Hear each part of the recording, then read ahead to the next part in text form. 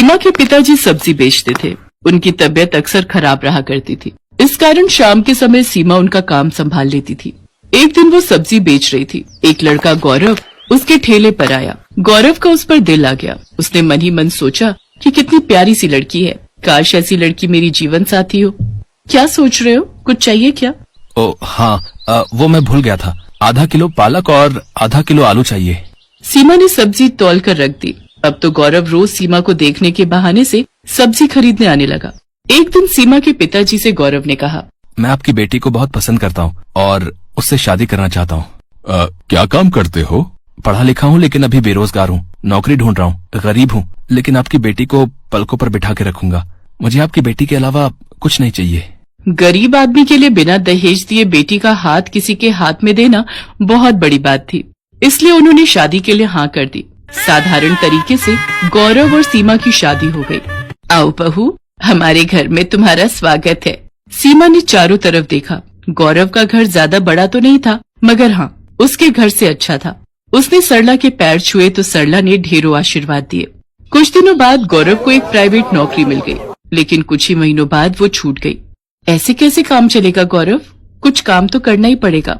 बोलो क्या करूँ सीमा? है पकौड़े तलूं? डिग्रियां लेकर भी कोई जॉब नहीं मिल रही और जो मिलती है महीने 2 महीने बाद छूट जाती है। बहू, जमा जोड़ा सब खत्म हो चुका है। इसकी नौकरी से भी क्या गुजारा है। इतने खर्चे हैं गृहस्थी के, ये भी बेचारा क्या करे। जानती हूँ माँ जी, ये भी परेशान है, लेकिन अगर ज्यादा नहीं तो थोड़े पैसों में ही कर ले। साग सब्जी का तो खर्चा निकल ही आएगा। कुछ दिनों बाद गौरव को जॉब मिल गई, लेकिन सैलरी केवल 8,000 रुपए थी। इस समय पैसों की बहुत जरूरत थी, इसलिए उसने हाँ कर दी। बहू, आज खाने में क्या बनाया है? कुछ नहीं माँ जी, घर में कोई सब्जी नहीं है। मैं सोच रही थी कि मैं घर आऊँ। पापा 2-4 दिन की सब्जी तो रख ही देंगे हमारे लिए। नहीं बहू, ऐसे अच्छा नहीं लगता। वैसे भी क्या कहेंगे कि खर्चा खत्म हो जाता है तो बेटी को हमारे यहाँ भेज देते हैं साग सब्जी लेने। ठीक है तो माँ जी, रोटी बना दी है। मेरी मम्मी ने थोड़ा अचार दिया था, उसी से खा लेंगे। वैसे भी सब्जी के लिए पैसे नहीं है। गौरव की सैलरी भी महीने के आखिर में मिलेगी। सीमा ने खाना परोस दिया। थाली में रोटी और अचार रख दिया।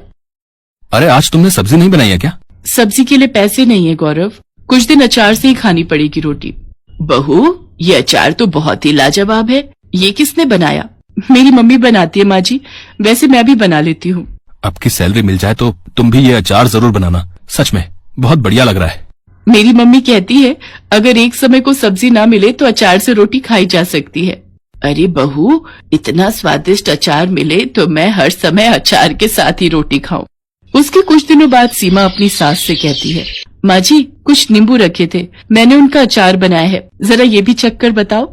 सच में लगता है जादू है तुम दोनों माँ बेटी के हाथों में। जो कोई खाए उंगलियां चाटता ही रह जाए। एक बात कहूँ जी? हाँ कहो सीमा। क्या ये वो लगा रखा है? ठीक से कहो, क्या कहना चाहती हो? मैं सोच रही थी इस तरह के अचार बनाकर बेचना शुरू कर दूं। वैसे भी हम दोनों सास बहू घर में सारा दिन खाली तो बैठे रहते हैं। इस बहाने हमारा समय भी कट जाएगा और हमारी आमदनी भी हो जाएगी। तुम तो बड़ी समझदार हो बहू, लेकिन मुझे अचार बनाना नहीं आता। गौरव अगर हाँ कहे तो फिर मैं आपको सब सिखा दूंगी। ठीक है, इस महीने की सैलरी आने दो, फिर तुम अचार बना लेना, ठीक है? सीमा खुश हो गई। वो 1 तारीख का इंतजार करती रही। गौरव की सैलरी मिलते ही वो कुछ अचार के मसाले, आम, गाजर, मूली, नींबू खरीद लाई और फिर दिखा दी अपनी कारीगरी। उसने अपनी सास की मदद से कई तरह के खट्टे मीठे अचार बनाए। अचार तो बन गया सीमा, लेकिन तुम इसे बेचोगी कहाँ? ये तो हमने सोचा ही नहीं। हम ये अचार बाजार में बेचेंगे, और कहाँ बेचेंगे। और दोनों सास बहू अचार के डिब्बे लेकर बाजार में चली गईं। अचार ले लो, अचार, आम का लो, नींबू का लो, गाजर मूली का लो। तभी एक औरत उनके पास आती है और कहती है, बहन जी, कैसे दिया ये अचार? 80 रुपए किलो है। ये तो बहुत सस्ता है, 30 रुपए किलो तो आम ही हो रहे। इसकी तो खुशबू से ही मुंह में पानी आ रहा है। पता नहीं खाने में कैसा होगा। पहले चख कर देखिए, फिर खरीदिए। वाह वाह, मजा आ गया। जैसी खुशबू वैसा अचार। लाओ 1 किलो दे दो। हमारी बहू प्रेग्नेंट है, खाएगी तो उसका मन अच्छा हो जाएगा। उस दिन उनका सारा अचार बिक गया। सास बहू दोनों के चेहरे खुशी से खिल गए। वैसे ज्यादा फायदा नहीं हुआ था, क्योंकि अचार उन्होंने सस्ते में बेचा था, लेकिन एक उम्मीद की किरण नजर आई कि उनका काम चल निकलेगा।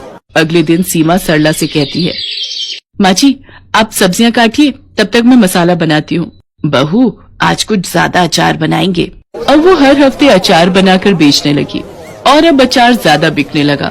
सीमा ने सरला से कहा, माँ जी, मेरे मन में एक विचार आ रहा है। बाजार और दुकान पर हमारे ग्राहक बढ़ते जा रहे हैं, लेकिन हमारी कोई पहचान नहीं है। क्यों ना हम अपने अचार को कोई एक पहचान दे। वो कैसे? वो ऐसे, अब हम अपना अचार खुला नहीं बेचेंगे। अब हम उसको खुद तोलकर 1 पाव, आधा किलो और 1 किलो के डिब्बे में पैक करेंगे। इसका एक नाम होगा, सास बहू का अचार। हम इसे थोक की दुकानों तक पहुंचाएंगे। देखना, अगर ऐसा होगा तो हम सास बहू छा जाएंगी। लगता है मुझे भी नौकरी छोड़कर सास बहू की अचार फैक्ट्री में काम करना पड़ेगा। ये विचार भी बुरा नहीं है। पहले दुकान, उसके बाद फैक्ट्री। वाह, हम लोग बहुत अमीर हो जाएंगे, है ना माँ जी?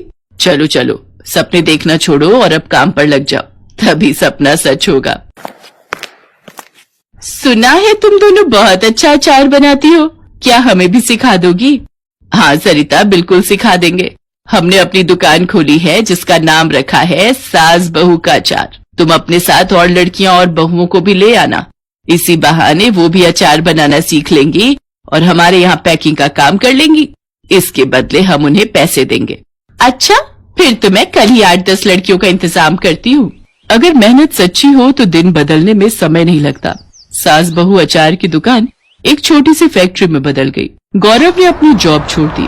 अब वो अपनी गाड़ी से मार्केट में अचार सप्लाई करने लगा। माँ, मैं तो हिम्मत हार गया था, लेकिन तुम और सीमा अचार के बिजनेस को इतनी ऊंचाइयों पर ले जाओगी, मैंने तो कभी सोचा भी नहीं था। बेटा, ये सब सीमा की मेहनत का नतीजा है। नहीं जी नहीं, ये सास बहू की मेहनत का नतीजा है।